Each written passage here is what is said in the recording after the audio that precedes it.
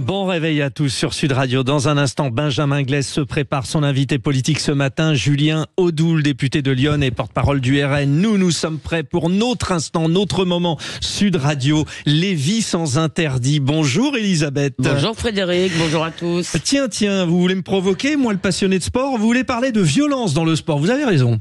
Ben oui, parce que vous savez, ça fait longtemps quand même que le sport a quitté les rubriques sportives, les performances, les exploits, pour défrayer celles des mondanités ou des faits divers. Les grands matchs sont maintenant des défis sécuritaires. Après la mort d'un supporter à Nantes en décembre, il y a beaucoup de supporters maintenant qui sont interdits de déplacement en Ligue 1. Et le plus triste, si vous voulez, c'est que le sport amateur est lui aussi maintenant exposé à tous les maux de la société. Séparatisme islamique, violence, agression sexuelle ou viol, d'ailleurs souvent commis par des entraîneurs.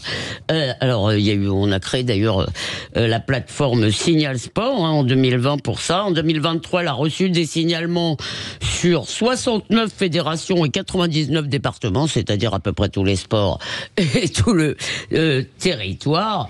Beaucoup, probablement une moitié, ce sont des violences sexuelles, mais c'est d'ailleurs les seuls qui intéressent Madame Oudéa Castéra. Le reste, elle n'en parle pas. Passons. Eh bien, moi, je vais en parler, justement, parce que la négation même de l'esprit sportif, qui est résumée par la phrase « que le meilleur gagne », eh bien, la négation de cet esprit, ce sont les violences contre les arbitres. Et c'était le sujet d'un article du Parisien hier, que je vous recommande. Donc, ça, ces agressions, ces violences, elles vont des insultes à l'agression physique, en passant par les menaces de mort, qui se poursuivent souvent sur les réseaux, parce qu'en plus, on les cyberharcèle. Alors, elles sont commises par des joueurs, parfois par leurs parents.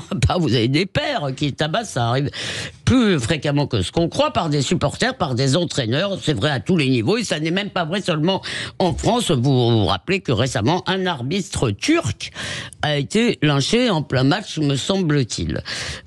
Écoutez, c'est pas étonnant qu'on ait du mal à recruter des arbitres dans ces conditions. Bon, comment s'explique cette violence, Elisabeth Lévy, qui, je vous le confirme, est le contraire des valeurs du sport? D'abord, je pourrais vous répondre par le laxisme judiciaire. Ça n'aide pas 5 mois avec sursis pour le père et le fils qui ont vraiment tabassé un arbitre. C'est pas que juste ils lui ont donné une petite tape, ils l'ont vraiment passé à tabac. Donc ça n'est pas très dissuasif.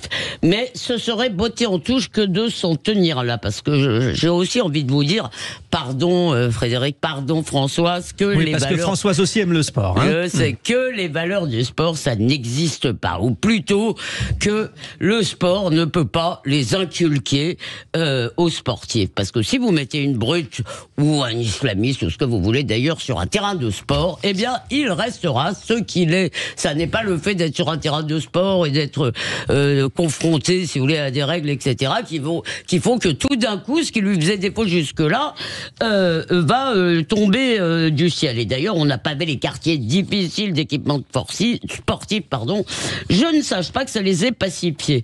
Et quand toute la société, en plus école en tête, si vous voulez, conspire à ancrer dans la tête des enfants et des jeunes qu'ils sont d'abord que le plus important, c'est le respect qu'on leur doit, et qu'ils sont les égaux des professeurs, eh bien je ne vois pas pourquoi ils respecteraient un entraîneur qu'ils voient 4 heures par semaine. Donc la réalité, c'est que le sport rend meilleur les gens qui sont déjà bons, qui ont déjà l'esprit sportif, c'est-à-dire une colonne vertébrale morale. Mais chez les autres, eh bien ça peut au contraire être le vecteur, être le truchement, allumer les pires instincts.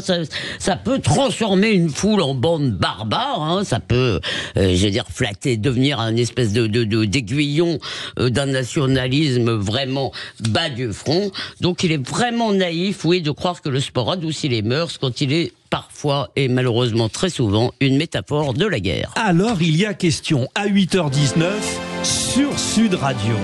C'est un peu mon rêve de me retrouver entre vous, Françoise Degois et Elisabeth Lévy, sur un thème sportif en plus. Oui. Bon, il y a débat sur ce que dit Elisabeth, Françoise, parce que le sport peut avoir aussi des vertus qui tendraient à en remettre dans le bon chemin également. Absolument, moi je suis pas du tout d'accord. Alors, je suis d'accord avec ce qu'elle dit vraiment sur la violence des arbitres. J'ai ce souvenir, mais vous vous en souvenez certainement tous, À mort l'arbitre, ce film incroyable. Donc je suis d'accord avec ce que dit Elisabeth, mais je ne suis pas d'accord sur l'idée que le sport rendrait meilleur les gens qui le sont déjà. Je pense que le sport a sauvé bien des vies et a changé bien des chemins.